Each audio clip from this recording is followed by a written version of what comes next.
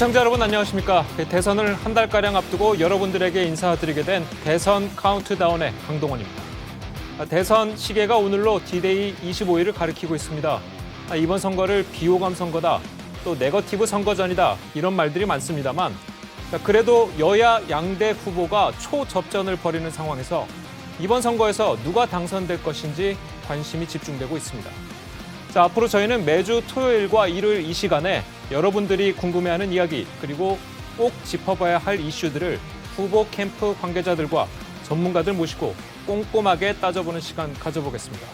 자, 먼저 오늘 함께 하실 분 소개드리겠습니다. 현근택 더불어민주당 선대위 대변인 그리고 배종찬 인사이드 K 연구소장 나오셨습니다. 안녕하세요. 안녕하세요. 자, 그리고 원일이 국민의힘 선대본부 대변인 최창렬 용인대 교수 함께 자리하셨습니다. 안녕하세요. 안녕하세요. 안녕하세요.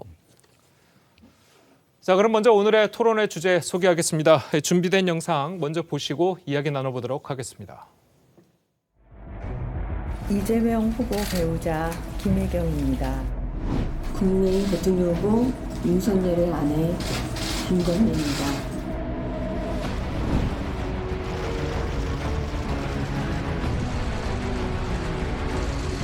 공과 사의 구분을 분명히 해야 했는데 잘 보이려 경력을 부풀리고 잘못 적은 것도 있었습니다.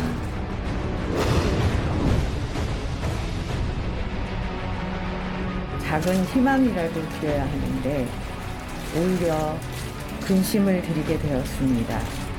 예쁜 아이를 낳으면 업고 출근하겠다던 남편의 간절한 소원도 들어줄 수 없게 됐습니다.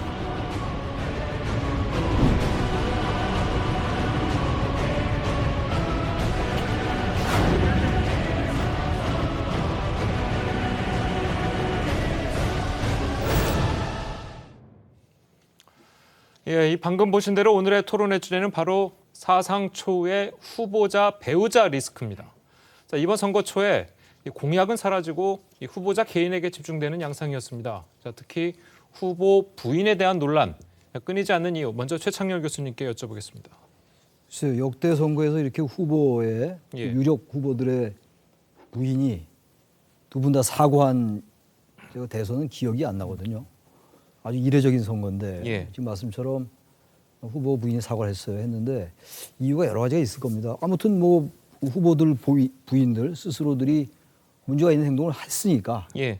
이게 이제 사과도 하고 이렇게 이제 대선에 이슈가 된 거죠.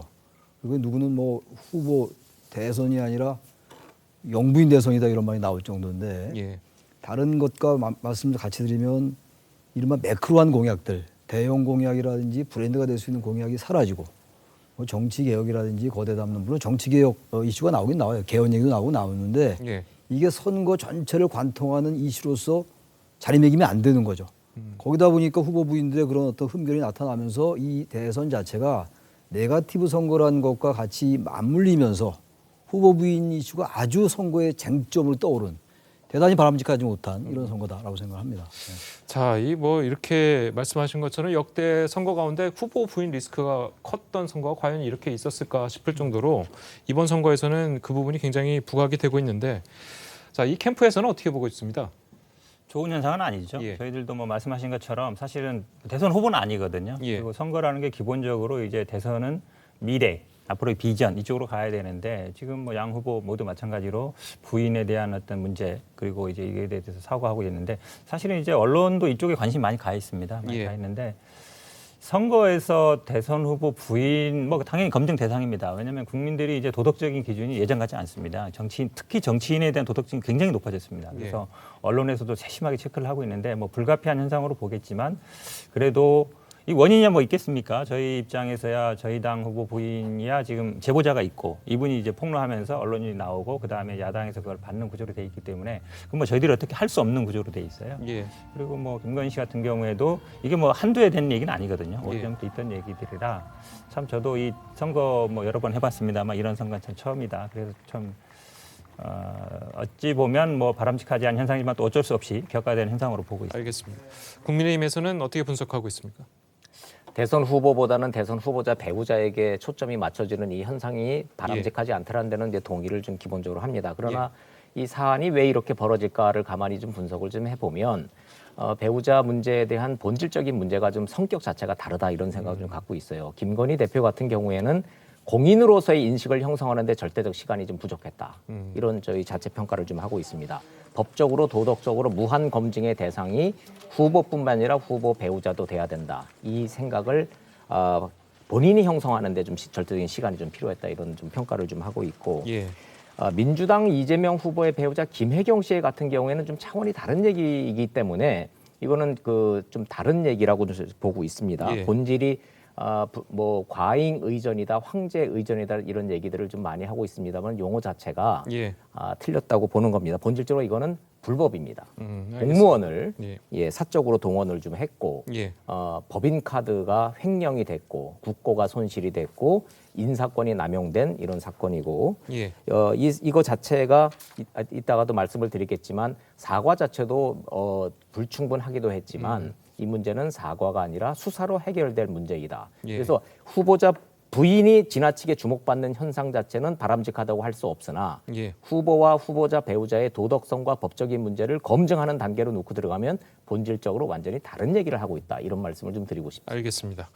자, 그럼 본격적인 토론에 한번 들어가 보도록 하겠습니다. 먼저 이재명 후보 부인 김혜경 씨의 과잉 의전 의혹에 대한 이야기부터 해보겠습니다. 자, 김혜경 씨의 지금까지 논란을 굉장히 간단하게 정리를 해보면요. 자, 어제 대선 후보 TV 토론회에서도 이 심상정 후보가 이 문제를 강하게 몰아붙였습니다. 잠깐 저희 듣고 오겠습니다. 시장이나 도지사가 배우자의 사적 영무 지원이나 의전 담당 직원을 둘 수 없죠. 네, 그렇습니다. 그 문제는 배사무관의 인사권이 바로 이재명 후보였습니다. 제가 이 사안을 배우자 리스크가 아니고 이재명 후보 본인 리스크로 보는 이유입니다. 어떻게 생각하십니까? 자, 이 1차 토론회 때는 거론되지 않았던 후보 배우자 문제가 어제는 거론이 됐었죠. 이 배 사무관 인사권을 이유로 이 사안은 배우자 리스크가 아닌 이재명 후보 본인의 리스크다. 이렇게 심상정 후보의 주장이었습니다. 자, 후보 본인의 리스크다라는 주장 어떻게 보셨습니까? 본인 리스크가 되고 있죠. 예. 그러다 보니까 이제 지지율도 이제 설 전에 저희들이 조금 오르는 국면에서 이게 설 국면에 나왔거든요. 예. 그러다 보니까 지지율에 영향을 받는 것이고요. 사실은 이제 심상정 후보가 질문한지 잘 몰랐죠. 예. 왜냐하면 그 전에 토론회 1차 하기 전에도 이재명 후보는 부인에 대한 얘기, 무속 얘기는 안 하겠다 이랬거든요. 그러니까 윤석열 후보가 뭐 의식했는지 안 했는지 모르겠지만 지난번 1차 토론에 이 얘기는 없었습니다. 근데 예. 심상정 후보가 꺼내면서 된 건데 지금 뭐 본질적으로 다르다 그러시는데 물론 당연히 저희들은 이거에 대해서 사과했고요. 예. 그다음에 법적 책임 지겠다라고까지 얘기했습니다. 근데 김건희 씨 사과할 때는 뭐 책임지겠다는 저는 말은 잘 못 들어봤습니다. 예. 그리고 물론 뭐 금액에 다하거나 뭐 법적인 문제로 말씀하시는데 사실 이제 김건희 씨 가장 지금 큰 이슈가 이제 주가 조작 문제거든요. 예. 이거는 뭐 수십억, 뭐 거래 금액만 50억이라는 거 아닙니까? 예. 뭐 법인 카드도 몇십만 원 얘기하고 있지만, 그러니까 흠집 내기 한 거는 알겠어요. 뭐 고급 화장품 얘기, 소고기 얘기, 그다음에 뭐 무슨 뭐 샌드위치 50인분 얘기, 무슨 뭐 칼국수 얘기 쭉 하고 있는데 그게 과연 물론 당연히 잘못된 건 책임져야 됩니다. 예. 그러니까 그런 태도를 좀 똑같이 보여주시라 이렇게 말씀드리고 싶습니다. 예, 어떻게 보셨습니까? 방어를 먼저 할까요? 저희가 먼저 해야 될 얘기를 먼저 해서 좀 헷갈립니다. 예. 먼저 그 도이치모터스 주가 조작에 대한 이제 현근택 대변인 얘기는 예. 잠시 뒤에 제가 정확하게 시청자 여러분한테 하여튼 이해가 되실 수 있도록 예, 설명을 잠시 뒤에 하도록 그 부분은 하겠습니다. 얘기하도록 하고요. 예. 김혜경 씨 문제에 대해서 저희가 과잉 의전이 아니고 불법 의전이다라고 이렇게 말씀드릴 수 있는 이야기는 예. 이거 자체가 하나하나가 법을 위반했기 때문입니다. 도의적으로 죄송합니다. 뭐 그 불찰입니다. 이거 아니죠. 불찰 아닙니다. 예. 불찰이 아니고 너무나 오랫동안 10년 이상에 걸쳐서 본인이 데리고 있던 측근을 공무원으로 특채를 했습니다. 월급 줬죠. 누구 돈으로 줬을까요? 도민의 혈세로 줬습니다. 그런데 그 업무가 공무원의 업무를 시킨 것이 아니라 전담 비서처럼 김혜경 여사만을 수발들게 했다는 거 아니겠습니까? 이게 단순한 폭로가 아니라 성남시장, 경기도의회의 자료에 의해서 그게 명시가 돼 있는 거죠. 그렇다면 이 인사 책임은 누가 져야 될까요? 인사권자는 누굴까요? 라는 질문이 심상정 후보의 질문이었는데 예. 그게 핵심이고 본질을 건드렸다고 생각을 합니다. 대한민국 지자체장 263명 있는데 그 어느 누구도 배우자를 위한 전담 비서 둔 예 없습니다. 배우자 관용차 타고 다니지 않습니다. 그런데 그 관용차를 운전하는 운전기사에 대한 그 사례, 그 월급조차도 도민의 혈세로 나갔다? 이거를 이해할 수 있는 국민이 몇 명이나 되겠습니까? 법인카드 다 국민의 세금입니다. 근데 이거를 쪼개기로 했네, 뭐 바꿔치기를 했네, 말하기도 민망한 이런 표현으로 소고기를 사 먹었네, 초밥을 사 먹었네. 이런 지자체장 대한민국에 있다고 생각하지 않습니다. 왜 유독 이런 일이 이재명 후보 부부에게만 일어났을까? 아, 대통령을 하시겠다라고 너무나 준비를 오래 하시면서 권력에 취하셨구나. 그래서 어떠한 죄의식도 어떠한 범법 의식도 없이 그냥 관행이라는 미명 아래 이렇게 공무원을 동원해서 했구나. 잘못이죠. 불법이죠. 불법이면 범죄입니다. 범죄니까 저희가 고발한 거고 수사를 해달라는 겁니다. 따라서 이 사안의 본질은 사과로 해결될 문제가 아니라 수사로 사실관계를 입증해달라. 이런 것이 국민적 요구라고 저희는 이해하고 있습니다. 예. 김혜경 씨는 물론 이재명 후보도 이 2번이나 사과를 했죠. 그 부분 먼저 보고 오겠습니다. 배모 사무관은 오랜 동안 인연을 맺어온 사람입니다. 오랜 인연이다 보니 때로는 여러 도움을 받았습니다. 선거 후에라도 제기된 의혹에 대해 성실하게 설명드리고 끝까지 책임을 질 것입니다. 뭐 변명의 여지 없이 제 불찰이고 제가 엄격하게 관리하지 못한 것이니까 다시 한번 사과드립니다. 예, 이 사과의 말씀을 저희가 이제 전에 들었는데 이 김혜경 씨 같은 경우에는 윤석열 후보 부인인 이 김건희 씨 허위 경력 논란이 터졌을 때 이 배우자를 포함한 가족 논란에 대해서 무한 검증해야 된다. 이렇게 발언을 해서 자, 이재명 후보 측에서는 이 발언 때문에 굉장히 곤혹스러울 것이다. 이런 지적들이 좀 나오고 있는 건 사실이거든요. 뭐 원론적인 얘기죠. 예. 왜냐하면 뭐 무한 검증 대상입니다. 당연히 예. 배우자 검증 대상인데요. 사실 제가 문제 삼는 건 이겁니다. 저희들은 책임지겠다고 했어요. 지금 김건희 씨 같은 경우에도 뭐 사과는 했습니다만 뭘 사과했는지 뒤에 보도자료는 붙여놨습니다만 사실 보도자료 내용에도 틀린 게 굉장히 많았습니다. 학력, 이력, 수상 경력 다 잘못된 게 굉장히 많았거든요. 예. 책임진다는 말을 안 했어요. 그러면서 뒤로는 뭐 대학에 물어봐서 왜냐하면 공소시효 걸려 있는 문제거든요. 한마디로 얘기하면 검찰총장 부인답다. 한마디 법적으로 책임 안 질 거면은 문제 없다라고 생각하는 겁니다. 예. 근데 국민들이 생각하기에 아니 유혹 한 일주일 갔다 온 거 가지고 학력난에 쓴다는 게 말이 됩니까? 수상 경력에 다 허위가 굉장히 많았어요. 근데 예. 그런 부분에 대해서는 인정한다, 사과한다 이런 얘기 안 했거든요. 예. 그러면서 이제 지금 어찌 보면 저희 쪽 보고 계속 뭐 법적으로 책임져라. 책임진다고 했다니까요. 그럼 예. 그렇게 말씀적으로 윤리적으로 도덕적으로뿐만 아니라 법적으로 문제되면 책임지겠다. 이 말을 왜 못합니까? 그 말을 하시라고 얘기하는 거예요. 예. 자, 이번 시간에는 이제 어쨌든 그 김혜경 씨에 관련된 얘기를 좀 하는 시간이니까요. 일단은 김혜경 씨에 관련된 이야기를 좀 전해주시면 좋겠고요. 자, 한편에서는 이제 지자체장 부인이 직접 장을 보러 가지는 않는다. 이렇게 얘기도 나오고 있어요. 이것 때문에 좀 동정론도 나오고 있는 것도 사실이거든요. 그 부분에 대해서는 국민의힘은 어떻게 보십니까?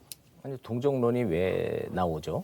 그러니까 지자체장의 부인이 도지사의 부인이 장을 보러 가지 않는다? 예. 저는 그 말을 듣고 도대체가 이해가 안 됩니다. 최재형 감사원장 있지 않습니까? 예. 최재형 감사원장 말씀이 감사원장 부인도 장 보러 가는데 왜 장을 안 보러 가지 누가? 그래서 263개 지자체장, 그다음에 그 수많은 도지사들, 심지어는 고위 관리 공직자의 부인들이 장을 보러 안 가시나요? 뭐 바빠서 뭐 공직을 이렇게 내조를 하시다 보면은 바빠서 장 못 보러 갈 수 있죠. 그럴 수 있습니다. 이 문제의 본질은 장을 직접 보러 갔느냐, 장을 직접 보지 않느냐가 문제의 본질이 아니고 예. 장을 보러 갈 때 내 돈으로 갔느냐, 내 가족과 내가 먹는 소고기 뭐 닭백숙을 내 돈 주고 내가 사 먹는데 뭘 장을 보러 갔는지 뭐 누구한테 좀 부탁을 했는데 그게 뭐 대수겠습니까? 문제는 법인카드로 먹었다는 거 아니에요. 그게 저희가 무슨 뭐 야당에서 뭐 의혹을 제기하는 게 아니라 그 수발을 들고 그 심부름을 했던 비서 역할을 했던 공무원들이 지금 증언하고 있지 않습니까?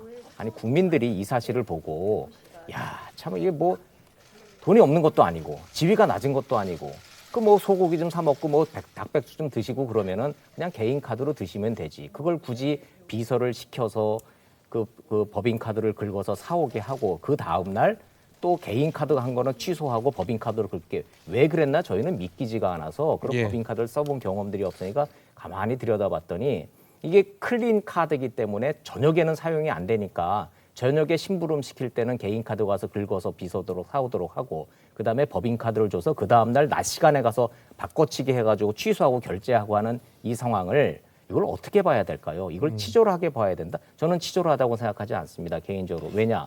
이렇게 대담한 범죄를 죄의식 없이 저지른 분은 이 대한민국 지자체장 중에서 이재명 후보 부부밖에 없었고 이거를 관행이라고 말씀하시면 다른 지자체들과 다른 공직자들에 대한 모독이라고 생각을 합니다. 예. 반박을 좀 안 할 수 없는데요. 예. 저도 뭐 부인이 당연히 지자체장 부인이 장을 볼 수 있느냐 굉장히 말이 안 되는 얘기죠. 지금 마인드 굉장히 안 맞습니다. 대통령 부인이야 뭐 당연히 공적인 위치에 있지만 다른 국회의원이라는 지자체장은 당연히 부인은 공적 위치에 있지 않거든요. 예. 근데 지금 계속 이 부분을 어찌 보면 흠잡게 하기 위해서 자잘한 거하고 계속 말씀하시는데 제가 사실은 이 피해자 제보자 A 씨에 대해서는 제가 사실은 얘기하는 게 좀 조심스럽긴 해요. 왜냐하면 제가 이분 사과한 부분도 있고 이래서 근데 얘기 안 할 수 없거든요. 저렇게 말씀하시면 얘기 안 할 수 없습니다. 그건 그분이 만약에 혹시 듣더라도 양해를 바라는데 지금 녹취록을 한 뭐 8개월 이렇게 했다는 것 같습니다. 근데 뭐 녹취록을 아마 다 했을 것 같아요. 예. 만약에 김혜경 여사가 직접 지시한 게 있으면 그걸 공개했을 것 같거든요. 그리고 대부분의 일들이 보면 공관에서 이루어지는 일입니다. 저도 뭐 공관 여러 군데 가봤습니다만 대부분 거기서 숙식을 해결합니다. 예. 그럼 거기서 예를 들어서 뭐 화장품 정리하는 거 충분히 있을 수 있어요.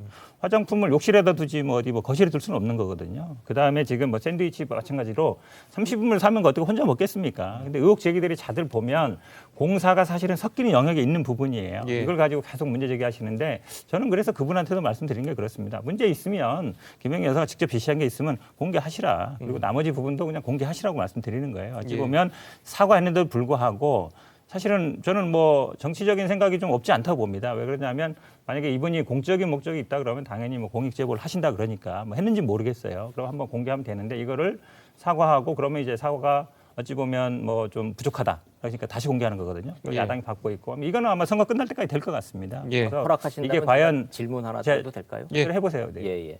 그러니까 현 대변인 말씀은 국민들 앞에서 지금 5급 공무원이 7급 공무원에게 이러한 불법들을 시켰을 뿐이지 김혜경 씨나 이재명 지사가 직접적으로 지시한 적이 없기 때문에 이 모든 불법 행위들은 5급과 7급 사이에서 벌어진 일이다. 우리랑은 상관없는 일이다. 라고 말씀을 하시는 건가요? 그러니까 말씀 제가 안 드리려고 그랬는데 이제 국민의힘에서 이거 해명하는 과정에 대해서 저를 고발하셨더라고요.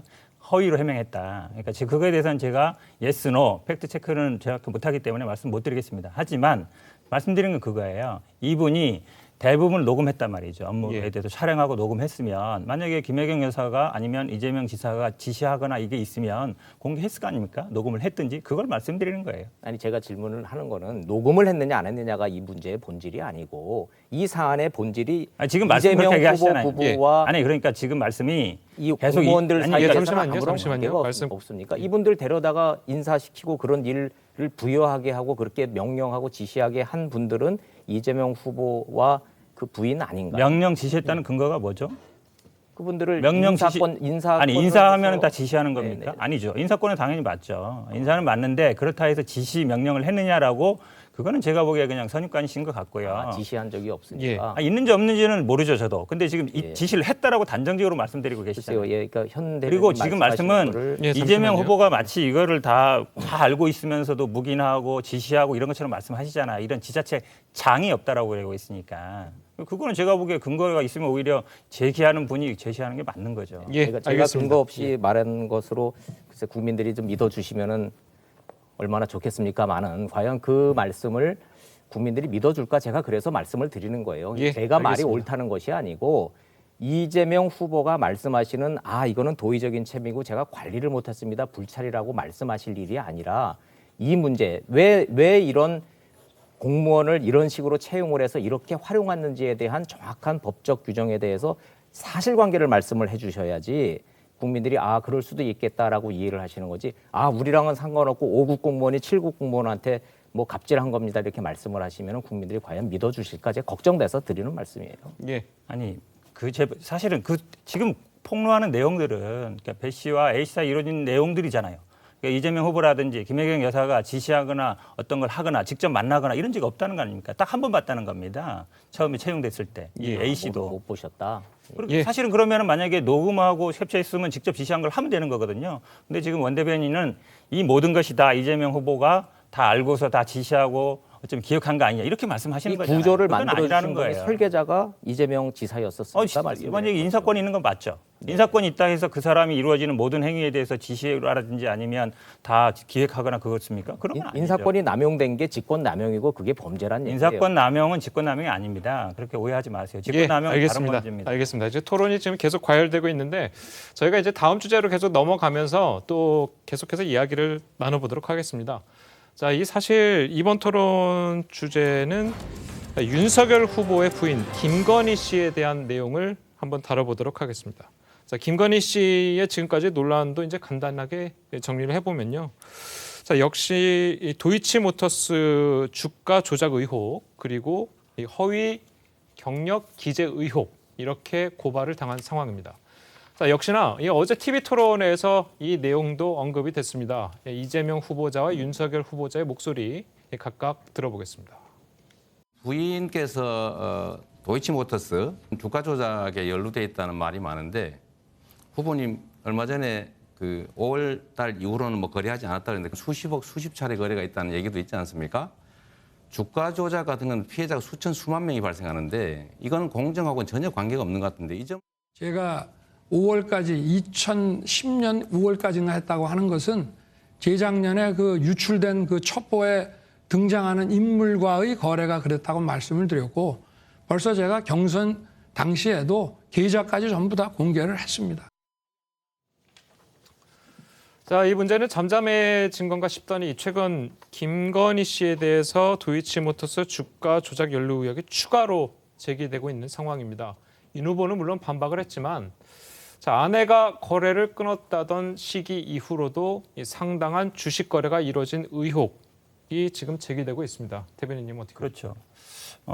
핵심적인 건 한 두 가지 정도인데요. 예. 그러니까 윤석열 후보가 경선 과정에 뭐라 그랬냐면 돈을 맡겼었다. 10억 정도 이제 맡겼는데 그거를 한 2010년 1월 정도 맡겼다가 5월쯤에 그걸 다 회수했다. 예. 그리고 그 당시에 내가 우리 부인이 한 4천 정도 손해 봤다.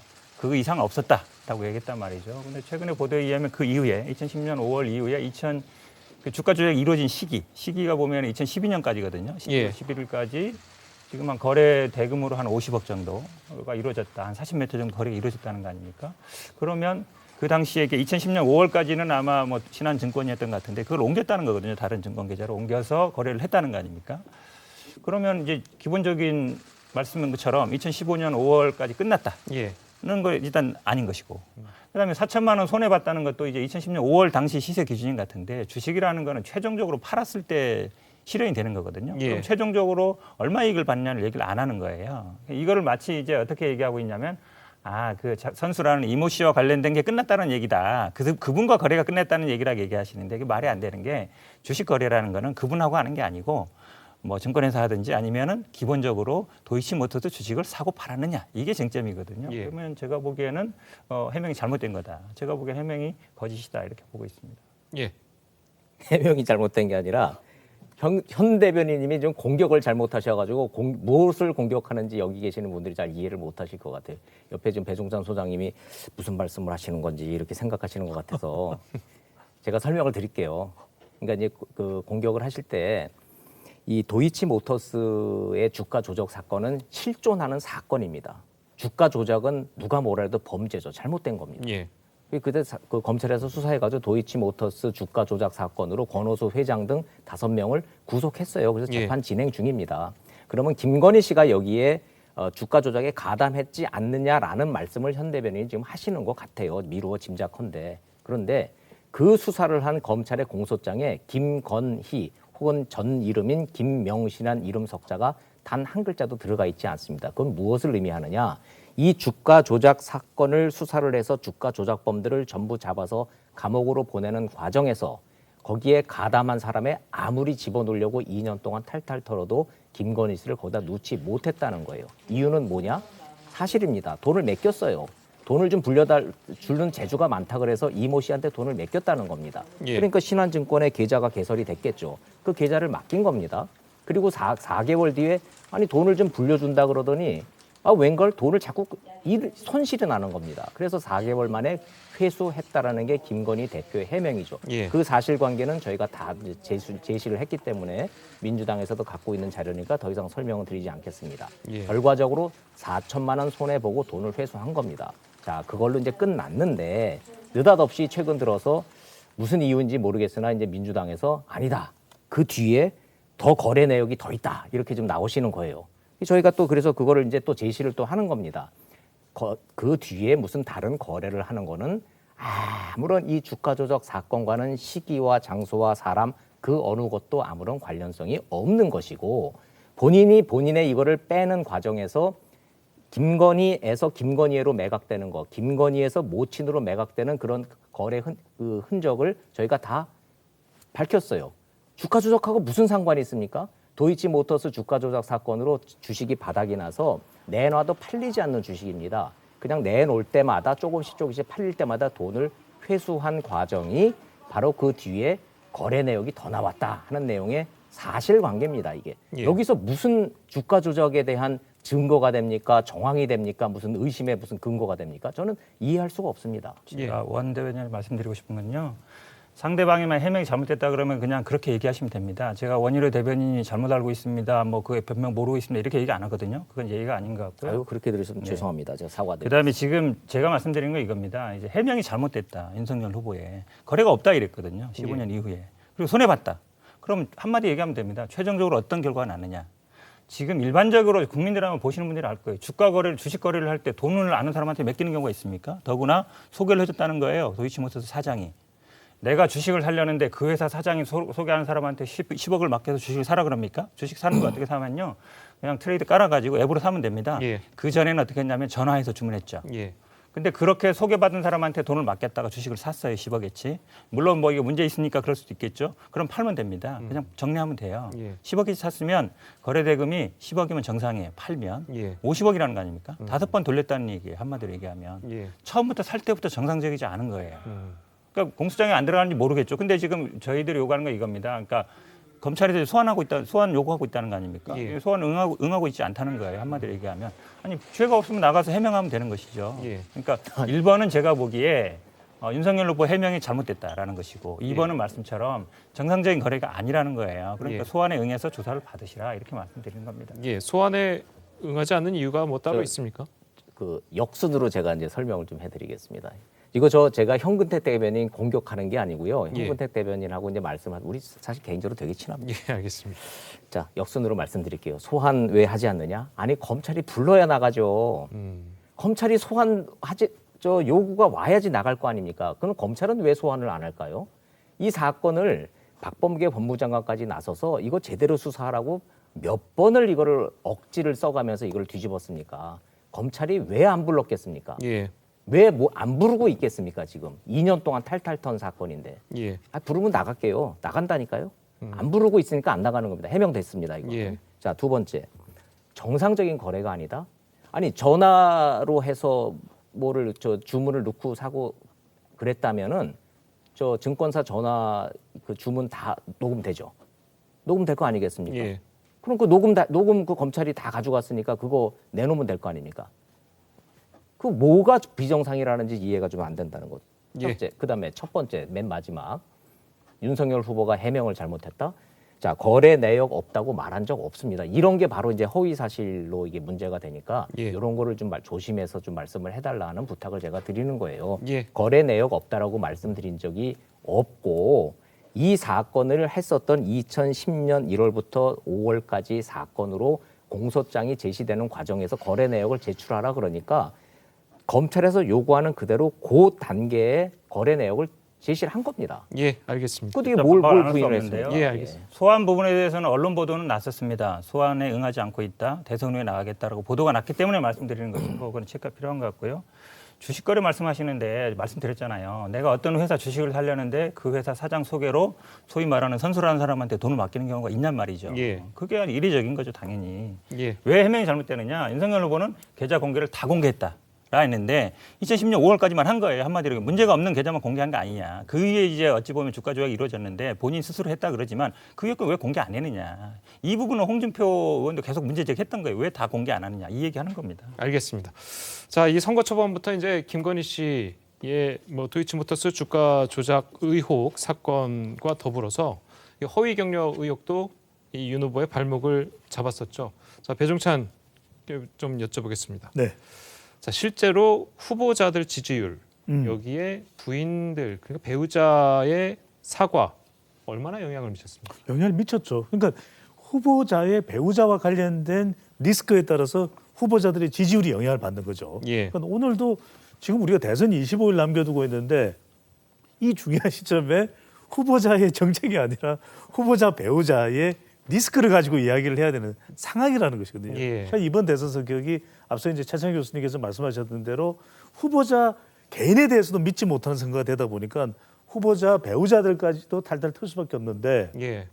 김건희 씨와 관련된 의혹이 나타났을 때는 또 윤석열 후보 지지율이 타격을 받습니다. 예. 그러니까 이른바 사람 리스크가 있으니까 정권 교체 여론이 높은데 올라타지 못하는 거죠. 정권 교체 여론이 올라타야 어부바 지지율이 돼서 윤석열 후보로서는 정권 교체를 하고 지지율이 높아질 수 있는 경쟁력이 생기는데 그렇지 못했던 거죠. 그러니까 사과를 하고 난 이후에는 또 좀 달라지는 현상이 있습니다. 그런데 이보다 더 달라지는 현상은 결국 사람에 대한 리스크가 어떤 식으로든 해소되는 것. 그러니까 통화 녹취가 공개되는데 공개되기 전만 하더라도 이건 윤석열 후보 지지율에 큰 타격이고 아킬레스건일 것이다. 근데 왜 그러냐? 이번 대선이 어떻게 지금 흘러가고 있냐면 후보자들이 당락이 결정되는 것이 아니라 후보자 배우자에 따라서 김혜경 씨와 김건희 씨가 후보자 당락을 결정한다. 이런 선거예요. 예. 그러다 보니까 이게 이제 선거 막판까지 갈 가능성이 상당히 높다 보니까 김건희 씨의 통화 녹취가 공개되고 나니까 오히려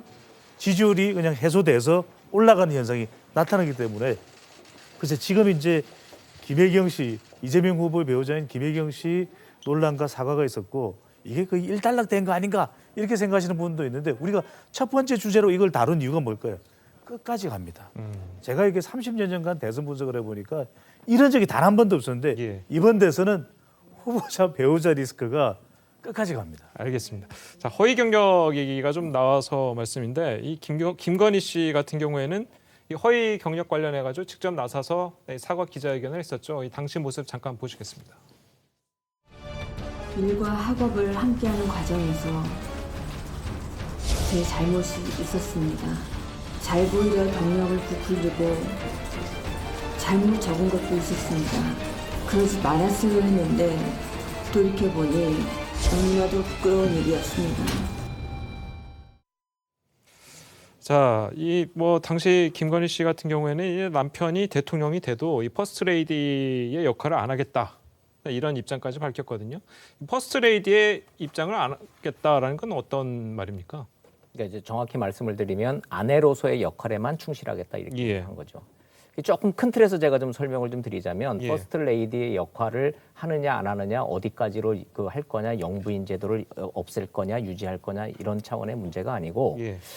기본적으로 윤석열 후보와 저희 국민의힘 선대위가 가지고 있는 향후 이 국정 운영의 반향에서 가장 중요한 것은 집중화돼 있고 과도하게 집중된 대통령의 권한을 분산하지 않으면 더 이상 이제는 국민들이 이 눈높이에 맞출 수 없다.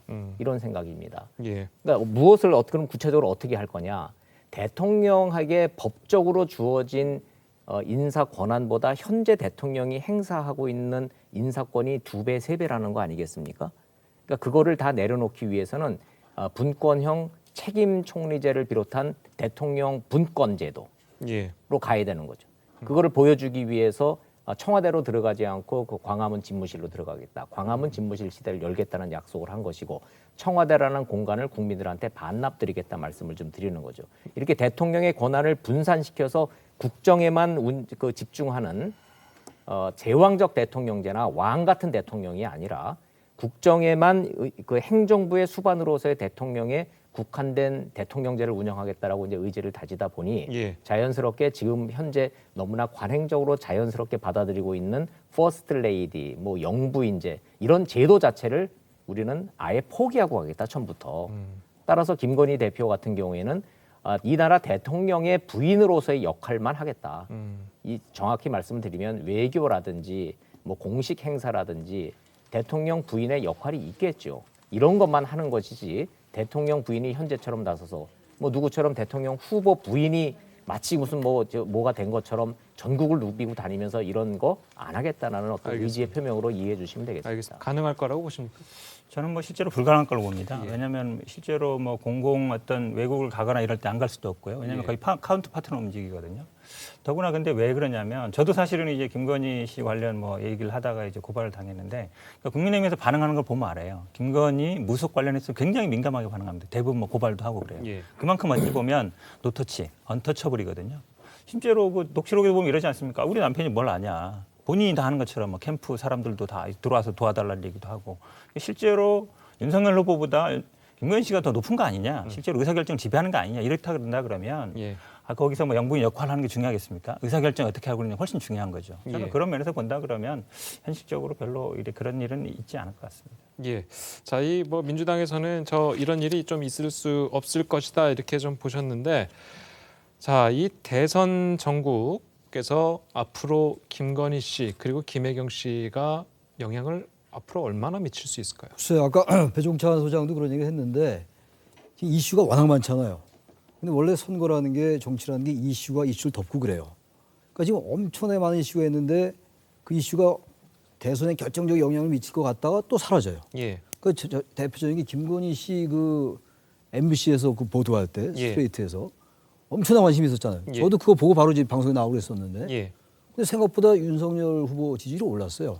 맞습니까? 배종찬 소장? 네. 약간 그 부정적 영향이 별로 없었다고요. 최소한. 그러니까 다시 말씀드리면 생각보다 어떤 리스크가 엄청난 영향을 줄 것 같은데 부정적 영향을 의외로 결과는 안 그렇고 또 별로 굉장히 긍정적 영향을 줄 것 같은데 의외로 긍정적 영향을 안 주는 경우도 있고 그래요. 제가 말씀드리고자 하는 건 그럼에도 불구하고 이 지금 양쪽의 지지자들은 거의 결집한 상태입니다. 예. 그러니까 이 사람들은 어지간한 정말 폭탄 선언이라든지 폭탄 말수가 아니면은 바뀌지 않을 겁니다. 예. 근데 이번 선거 워낙 박빙이에요 지금. 어제 토론회도 열렸습니다만 박빙 선거에서 중도층의 역할은 굉장히 중요할 것 같아요. 어느 선거 때보다 모든 선거가 다 그랬습니다만 그래서 김건희 씨가 됐건 김혜경 씨가 됐건 그런 사라져가는 이슈라고 생각이 듭니다만 유권자들이 머릿속에 차곡차곡 쌓여 있어요. 그게 결국 이제 투표장에서 나타날 겁니다. 예. 사전 투표라든지 또 이제 3월 9일 날 나타날 거기 때문에 모든 이슈가 변수인데 저는 그래서 김혜경 씨와 김건희 씨 리스크는 변수가 될 수밖에 없는데 예. 그 어느 변수가 더 중도층에 더 리스크가 있게 작용되느냐가 문제인데 제가 볼 때는 김혜경 씨 리스크하고 좀 상당히 다르다. 김건희 씨하고. 왜 제가 그 말씀드리냐면 김혜경 씨 같은 경우는 공과 사회 문제거든요. 권력의 사유와 관련된 문제라고 저는 예. 생각을 해요. 아까 두 분이 아주 치열하게 논쟁을 했는데 제가 김혜경 씨 얘기로 다시 돌아가자는 게 아니라 후보 부인 리스크를 말씀을 하시니까 제가 드린 말씀인데 그건 관행일 수 없는 것이고 물론 공간에서 일어났다 하더라도 그리고 그게 우리 일상적인 상식적 관점에서 본다면은 후보 부인의 어떤 지시가 없으면 배 씨가 그렇게 많이 했겠냐 이런 얘기들이에요. 그게 일상적인 생각들입니다. 법률적인 거는 뭐 김혜경 씨가 책임진다고 얘기했고 또 수사를 하겠죠. 예. 대선 이후에 하든 뭐 지금 대선 이전에 하기는 어려울 것 같은데 그건 수사로 밝혀질 일이지만 국민들의 보편적인 인식이 어떻게 작동되냐의 문제를 볼 때 김건희 씨의 문제도 허위 이력을 내고 있는 건 대단히 심각한 문제예요. 우리 일반인들 그렇게 잘 안 하거든요. 예. 그럼에도 불구하고 양쪽이 다 흠결이 있는데 유권자들 머릿속에는 김혜경 씨가 더 어떤 권력을 사유하고 공과 사회 문제 뭐 이런 법인카드 횡령 이런 공금 횡령 이런 것들과 원래 이제 국고 손실이나 직권남용은 공인에만 해당되는 거니까 김혜경 씨에게 해당되지 않아요. 공무원에게 해당되는 범죄이기 때문에 그럼에도 불구하고 유권자들은 어떤 권한을 이용해 가지고 뭔가 공적인 권력을 사적으로 이용했다라는 생각이 더 클 수가 있기 때문에 양쪽의 리스크가 더 있습니다만 조금 더 김혜경 씨 리스크가 더 조금 더 부정적이지 않을까라는 게 저의 개인 생각입니다. 예, 알겠습니다. 이제 앞서 이제 두 후보 부인의 이제 각가지 의혹에 대한 논란을 저희가 이제 좀 짚어보고 이야기를 나눠봤는데요. 조금 전에 이제 교수님께서도 말씀을 주셨지만 이 문제가 과연 대선 판세에 어떤 영향을 미쳤을까? 자, 이게 굉장히 궁금한 주제이기도 합니다. 자, 배 소장님. 네. 아까도 이제 잠깐 뭐 말씀을 하셨지만 네. 이 김건희 씨 이어서 김혜경 씨가 사과를 하고 그리고 이 사과들이 과연 그 후보자들한테 여론에서 어떤 영향을 미쳤는지 이게 좀 굉장히 궁금하거든요. 이런 것이 궁금했던 대선도 없었던 거죠. 후보자 배우자와 관련된 여론조사를 대선 국면에서 이전 선거에서 실시를 했던 적이 있을까? 예. 별로 없었어요. 예. 거의 없었어요. 그냥 후보 배우자의 뭐 이미지 정도 물어보는 조사.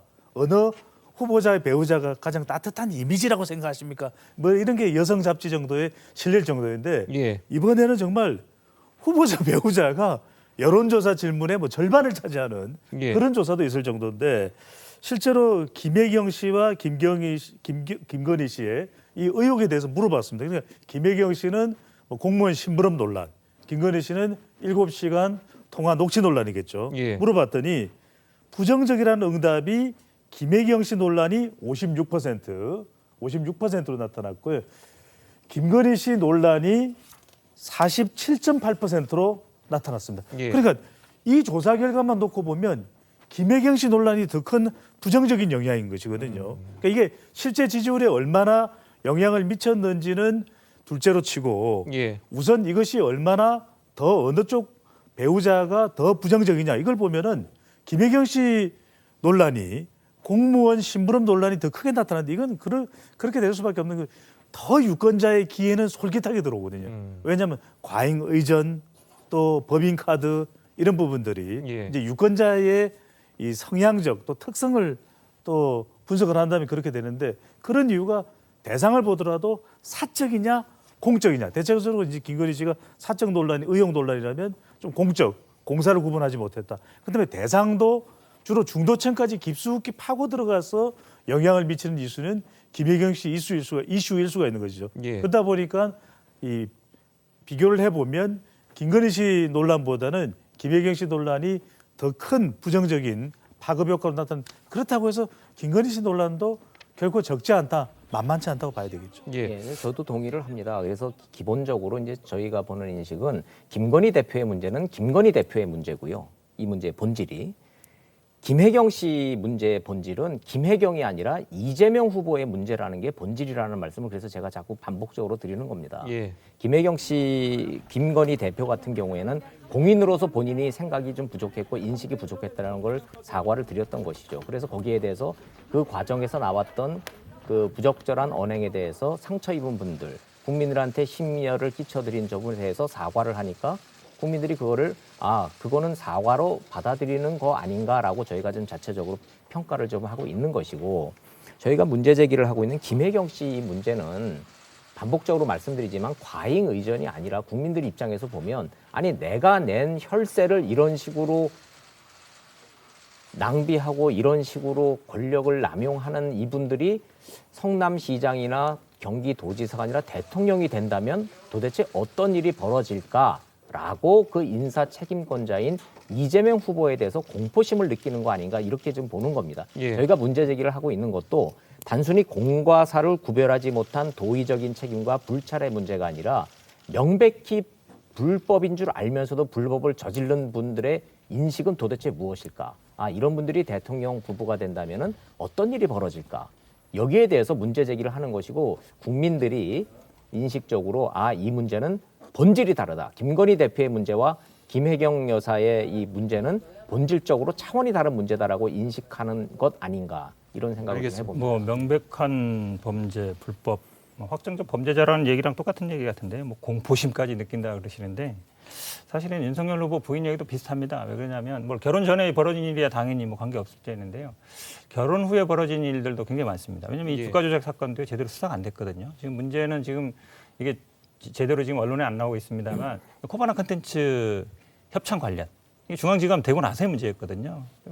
그 장모의 문제도 마찬가지입니다. 사실 대부분 수사가 안 이루어졌었습니다. 왜 수사 안 됐을까? 사실은 이게 공적 영역인 거죠. 제가 봐도 지금 예를 들어서 경력 문제, 학력 문제, 그건 사적 문제예요. 나머지 문제도 있다는 겁니다. 그러니까 윤석열 후보가 검사 사위로서 아니면 검사 남편으로서 있을 때는 왜 수사가 안 되다 이제 수사가 이루어지고 있느냐. 이 부분에 대해서 국민들의 의문을 갖고 있는 겁니다. 윤석열 후보가 검찰총장이 되고 난 뒤에 추미애 법무장관이 어떤 일을 했고 청와대가 어떠한 압박을 했고 무슨 일을 했는지는 국민 여러분한테 설명드리지 않아도 다 잘 아실 거예요. 예, 알겠습니다. 그러니까 저희가 시간이 없어가지고요. 예, 자, 이 끝으로요.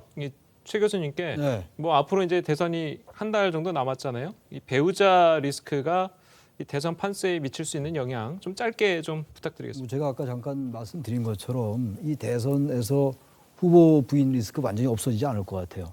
양쪽 캠프에서 양쪽 선대위에서 선대본부에서 계속 문제 제기할 것이고 예. 토론회가 또 있잖아요.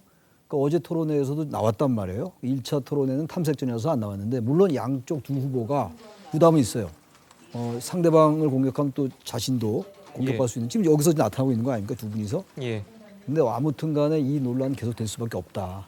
후보 부인이라는 게 거의 후보가 동일시되는 상황이에요. 뭐 공인이 됐건 퍼스트레이디를 없애자 뭐 영부인이라는 말은 사실 없어진 말인데 아무튼 그렇지 않다더라도 이 지금 후보 부인의 문제가 대선에 커다란 이슈가 되고 말았어요. 예. 바람직하지 않든 바람직하든가 바람직하지 않은 일인데 그래서 저는 그 질문에 대한 답변이라면 결국은 대선 이슈에 커다란 변수가 여전히 될 것 같다라고 생각을 합니다. 예, 알겠습니다. 예, 오늘 토론은 시간 관계상 이쯤에서 좀 마무리해야 될 것 같습니다. 예, 감사합니다. 예, 대선 카운트다운은 내일 이 시간에 더 열띤 토론으로 찾아뵙겠습니다. 시청해 주셔서 감사드립니다.